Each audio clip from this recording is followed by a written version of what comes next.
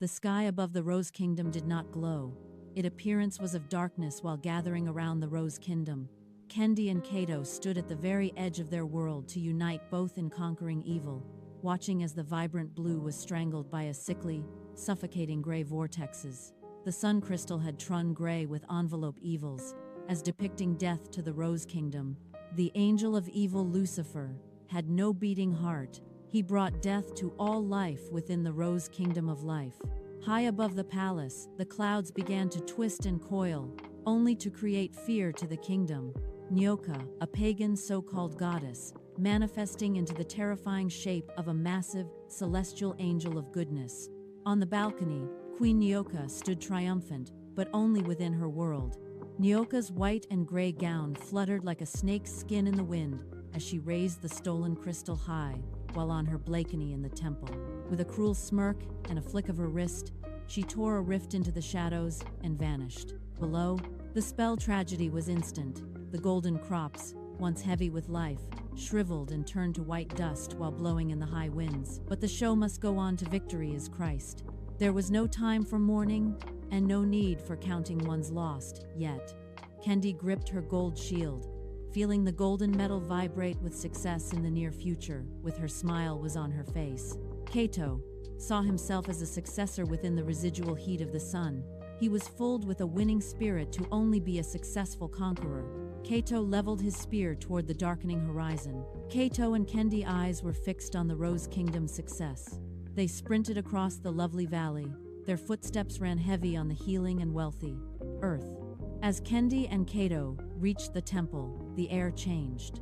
It grew thick with the smell of damp earth as ancient bewitching frequencies of invisible spells remixes in the vicinity. Stone roses were embedded in the walls, their emerald eyes glowing with a faint, malevolent green light which seemed to track Kendi every move. The twins exchanged a single, determined look. The battle for their home was about to begin, and the victory to be won, only with no defying Rose Kingdom.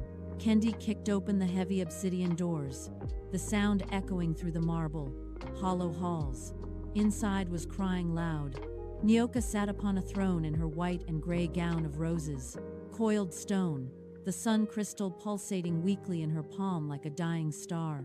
The queen hissed, her pupils narrowing into sharp reptilian slits. "You are too late," she sneered. She slammed her staff down, and the floor erupted. Waves of thick, murky, white, evil liquids used to ensnare those she hated, for they courageous spirits, not to quick when the going get tough. White sludge rushed toward the twins like a rising tide of filth. Kato lunged forward, planting his spear deep into the stone floor. A barrier of golden sparks ignited, shielding them both from the queen. Corruption while doing evil as right.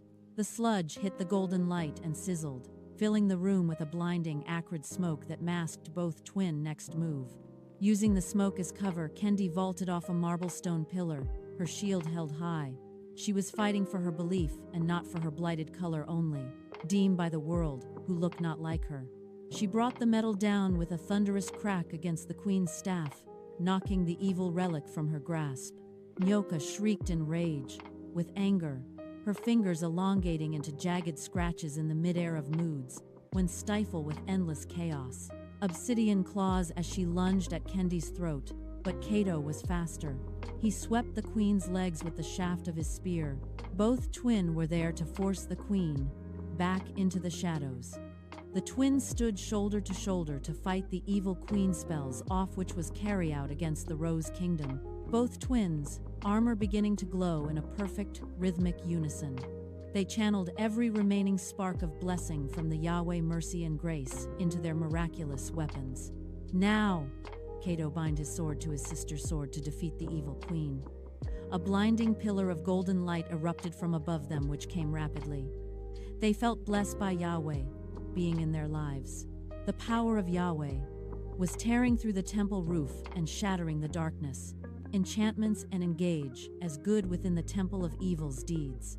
The sun crystal broke free from the queen's failing grip, soaring upward into the newly cleared blue sky. As the temple walls crumbled within her eyes, the light expanded in a massive wave, purging every trace of evil shadows. Envelope.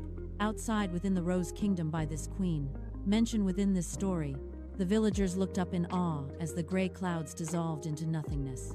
Warmth flooded the valley once more, and tiny golden rows of endless beauty, sprouts pushed through the moisture soil.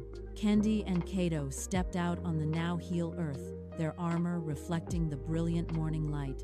They stood together in the quiet dawn, watching the crystal hover high above the Rose Kingdom palace, its golden radiance finally restored to the world.